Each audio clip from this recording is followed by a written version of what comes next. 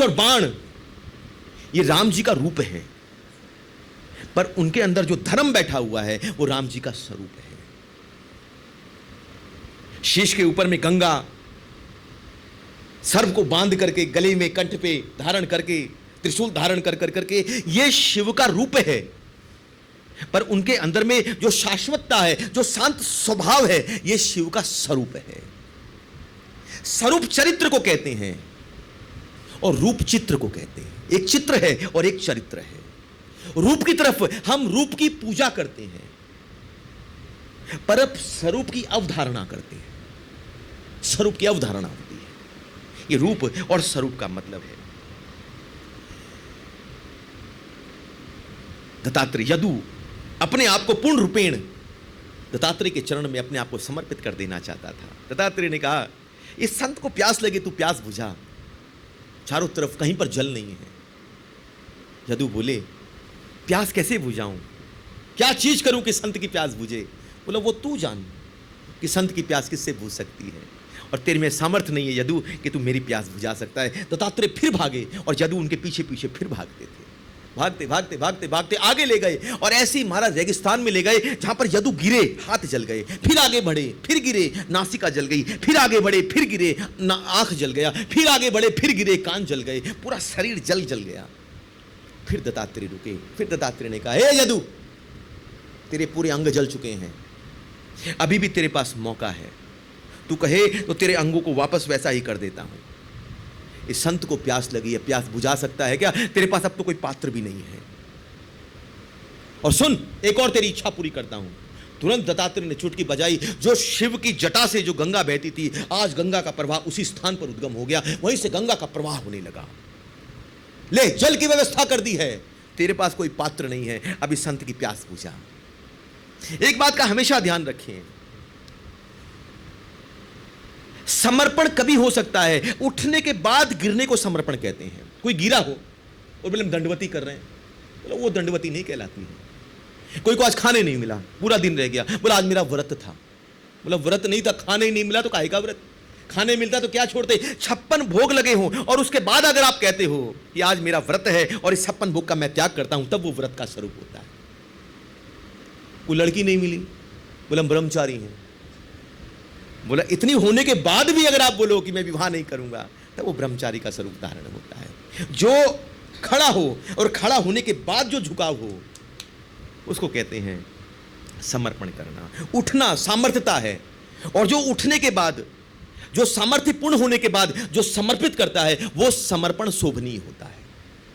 ध्यान रखिएगा हमेशा, सामर्थ्य युक्त होकर करके, सामर्थ्यवान होकर के भी, और फिर जब उस चीज को न्यौछावर किया जाता है, तब वो समर्पण होता है। जब मेरे पास है ही नहीं और फिर मैं बोलूं मैंने ये कर दिया, नहीं, तब नहीं। आप सामर्थ्य युक्त हैं, उसके बाद उस चीज को समर्पित करते हैं, तब वो समर्पण का स्वरूप होता है। दत्तात्रेय पीछे थे, आगे थे। दत्तात्रेय ने कहा, बोल तू क्या कर सकता है? यदु अड़ा हुआ था, छोड़ूंगा नहीं। और सत्य कहते हैं, जो अड़ गया है ना, उसी को ठाकुर जी मिलते हैं।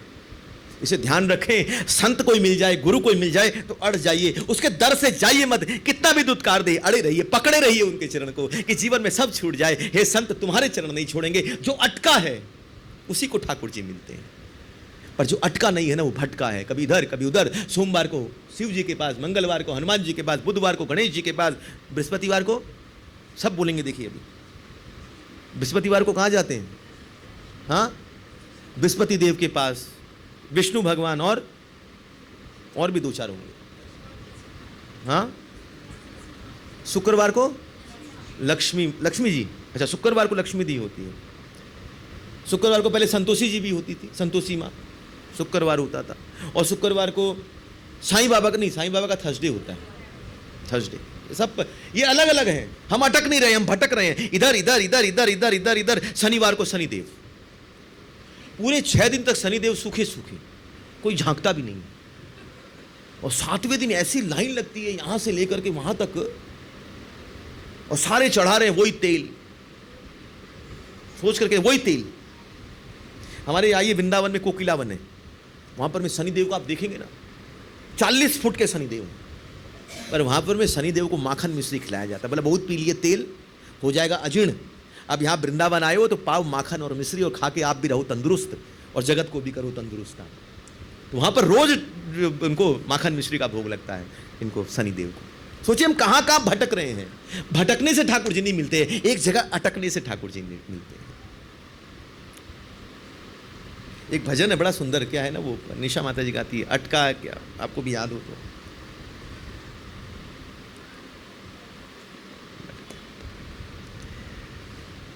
जदू अड़ गए हैं, कृपा करें हे गुरुदेव, कृपा करें।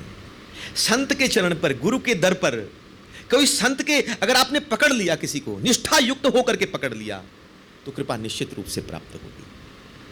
जदू जानते हैं कि इस जीव पर कोई कृपा कर सकता है तो ये कर सकते हैं। ये नहीं किया कि छोड़ करके ठीक है आप नहीं सुनते हो तो हम दूसरे के पास चले जाएंगे, दूसरे नहीं सुनते तो हम तीसरे के पास चले जाएंगे।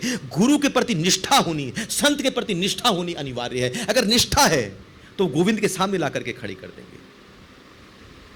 हमारे अंदर गुण क्या चीज का नहीं है, शिष्यत्व का गुण नहीं है हमारे अंदर में। कोई बोलता है ना हमको गुरु कैसे मिलेंगे, गुरु की खोज करते हैं। गुरु की खोज करने की जरूरत नहीं है। अपने अंदर शिष्यत्व का जो गुण लेकर के आ गए ना, तो गुरु अपने आप सामने आकर के आपके जीवन में खड़े हो जाएंगे। आचरण गुरु का नहीं होता है, आचरण शिष्य का होता है। गुरु तो उपलब्धि होती है। हमेशा ध्यान रखिए, जीवन में आप किसी को भी पूछो, प्रभुपाद जी से ही पूछो कि आप कौन हैं, प्रभुपाद जी बोलेंगे कि मैं अपने गुरुदेव का शिष्य हूं। परंतु उसकी गुणवत्ता देख करके कोई शिष्य ऐसा होता है कि उस व्यक्ति को अपने हृदय आसन और अपने मंदिर के आसन में गुरु तत्व के स्थान पर बैठा लेता है। पर उससे पूछोगे तो वो अपने आप को हमेशा शिष्य ही कहेगा। आचरण में शिष्य का है। कोई पूछे कि गुरु कैसा होता है, गुरु कैसा नहीं होता, शिष्य कैसा होता है ये पूछो। शिष्य के ऊपर आचरण कैसा होना चाहिए ये पूछो। गुरु का आचरण कैसा होना चाहिए। आज के दिन में ढूंढते हैं हम, गुरु ढूंढेंगे, गुरु कैसे होंगे, सामने बैठे हैं। हाँ, देखने में तो गुरु जी ठीक लगते हैं, बोलने में भी ठीक लगते हैं। तो अगर आप गुरु जी को टटोल मटोल रहे हो तो गुरु जी तो आप ही हो गए। गुरु के प्रति समर्पण होता है। और गुरु कैसे जीवन में लेने चाहिए, बस दो चीज को पकड़ लेना चाहिए। ध्यान रखें दो चीज का। जिनके संग से, जिनके वचन से, जिनके साथ रहने से, उनकी वाणी के द्वारा, उनके स्वभाव के माध्यम से हमको दो चीज मिल जाती है। पहली चीज दशा और दूसरी चीज दिशा। दशा का मतलब स्वभाव। हमारा स्वभाव अगर परिवर्तित होने लग जाए, हमारे स्वभाव में विनम्रता आने लग जाए, हमको एक स्वभाव हमारा सही दिशा की तरफ चलने लग जाए और दिशा दिख जाए कि लक्ष्य है कृष्ण और कृष्ण उस दिशा की तरफ हम चलने लग जाएं, जहां दशा और दिशा मिलने लग जाए, समझ लीजिएगा आपके जीवन के गुरु यही है। पर आज के दिन में हम कहां फंसते हैं, वचन। कितना ऐसा होता है, कथा सुनी, मेरे पास कहीं आते हैं, कथा सुनी कहीं आ गए, प्रभु जी आपसे दीक्षा लेंगे। हम बोला ऐसे दीक्षा लोगे तो और कुछ नहीं होगा, कल के दिन में कुछ अवगुण देख लोगे तो फिर अपराध करोगे। गुण के कारण आओगे। हमेशा ध्यान रखिए, कोई गुण के कारण अगर शिष्य गुरु के पास पहुंचता है तो जैसे वो गुण गिरेगा, गुरु अपराध खड़ा हो जाएगा। आज संसार में पति पत्नी का संबंध बना, पहले समय कितना अच्छा लगता है, शुरू में भाई सब कुछ लगता है, चांद तारे तोड़ करके लाऊं, सब कुछ करो।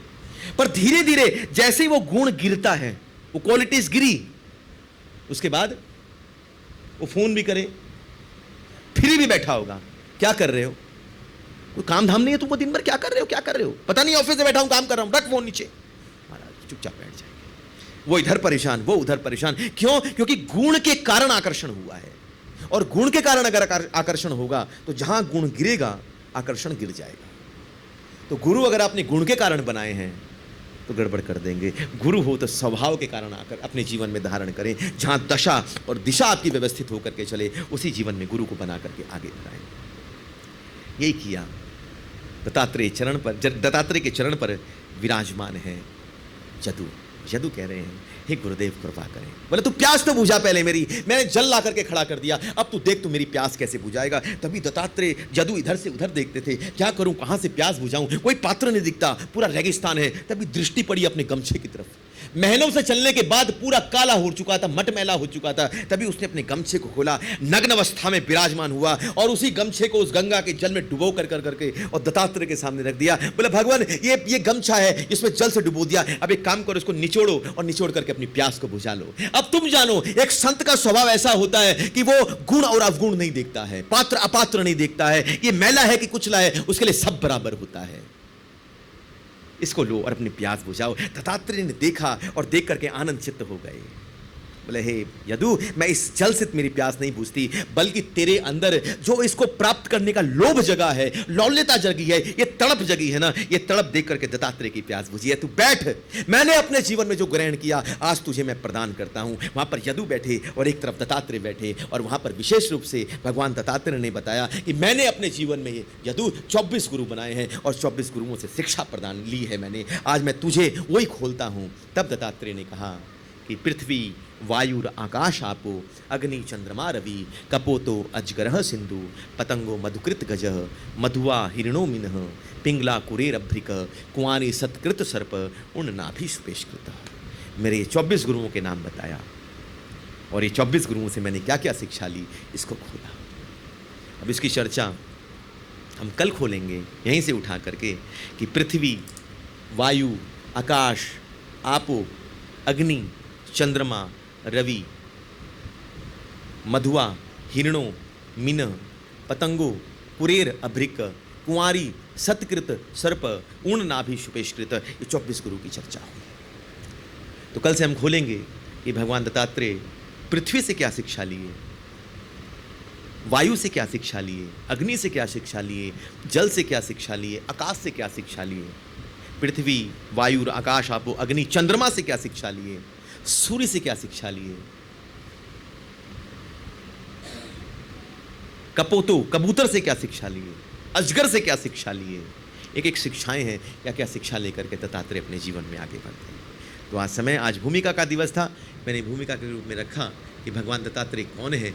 तो साक्षात ब्रह्मा, विष्णु और महेश, शिव का, इन तीनों का समाहित स्वरूप ही दत्तात्रेय के रूप में आकर के खड़ा होता है।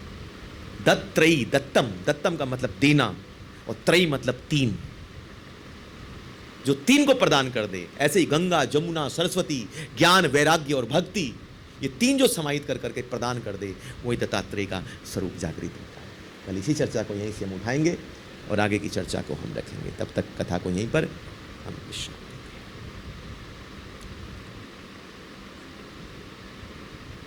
भजो गौरा